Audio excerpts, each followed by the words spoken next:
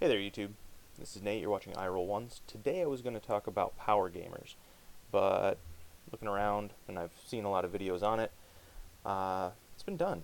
It's been done to death. There's been a lot of guys that have had really good conversations about it. woodwwad has a really good video about it. GMJuce has a really good video of an opposing view.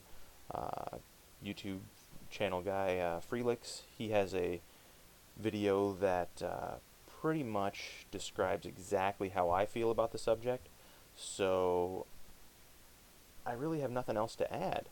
So I'm going to link those guys down below if you want to check out anything on the power gamer subject. But what I'm going to talk about is a 3.5 mostly deal that I've seen. It's a mentality that I've seen with a lot of DMs that me personally I disagree with.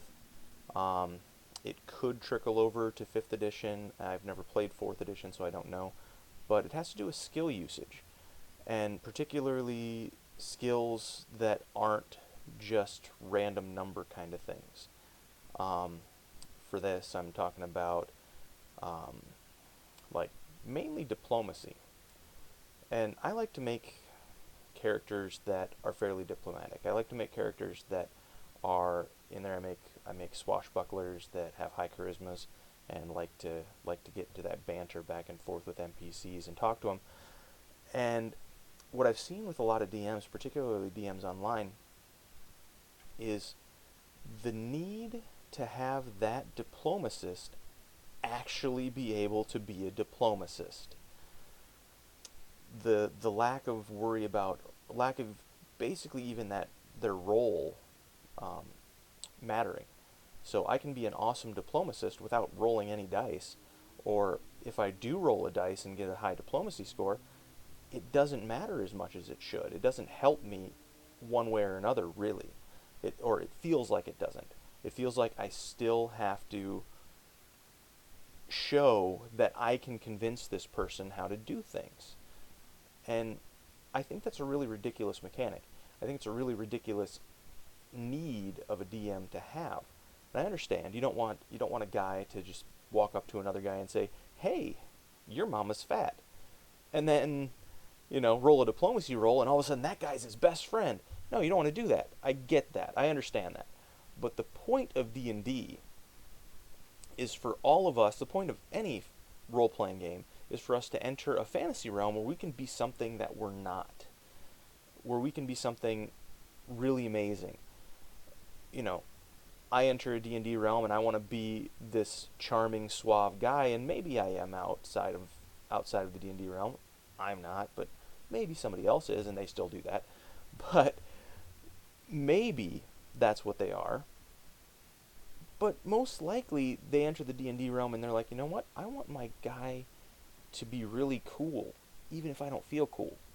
I want my guy to be this cool, gets the girl, everybody loves him kind of guy, even if I don't feel that way in my real life. And here's the DM saying, well, in order to get this guy to like you, you really have to be able to get people to like you. Now, I'm not saying don't do that. I'm not saying that don't try and get the guy to role play his diplomacy a little bit. I'm just saying give the guys a break. Give the guys a little bit of a hand. Give them something. Say, hey, you know what? Your character can tell that this guy is slightly on edge right now, and he's kind of shifty-eyed. So maybe you can use that to convince him. You can look around and use that to convince him, as a tool to convince him where you want to go. Or your character can tell that this guy has a wedding ring on and he keeps kind of fiddling with it. So in order to convince him, you maybe, if you're a rogue, if you're an intimidation kind of guy, you could use his family to do something like that. Make them notice these things that they don't notice. I mean, a good diplomatist can look at a guy and see kind of what's going on with them. They can figure something out. They figure out the tools that they need in order to do this. But you might not know those tools as a player.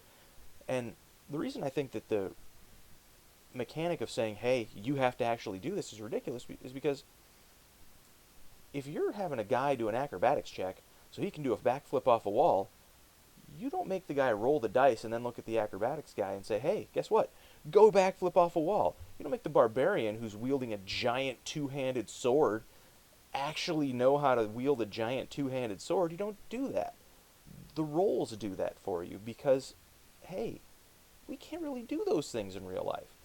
So I might not be able to intimidate a fly in my real life, but if I have a high intimidate check, even if I don't know how to say the right things to make that guy scared, the DM's kind of at a place where he can help me.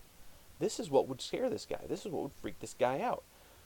You don't make the pickpocket actually roll a sleight of hand check and then have to pick the DM's pocket in order to make that thing happen. That's not the way it works. But I constantly see people actually requiring the Diplomacist, or requiring the guy who's good at intimidating, or requiring the guy who's good at bluff, those kind of things, actually having to do those activities, actually having to figure out how they can convince the NPC to do what they want, rather than anybody helping them out. Now, I'm sure a lot of you guys don't do that in your campaigns. Don't have to worry about that. But some people do. And this is just me telling you guys that do that. Don't do that. Help your player out. Help your player be the awesome character that they want to be. Because that's ultimately what's fun with the game. That's ultimately what's fun with any RPG. So, those are my thoughts on the matter. Check them out. Like, share.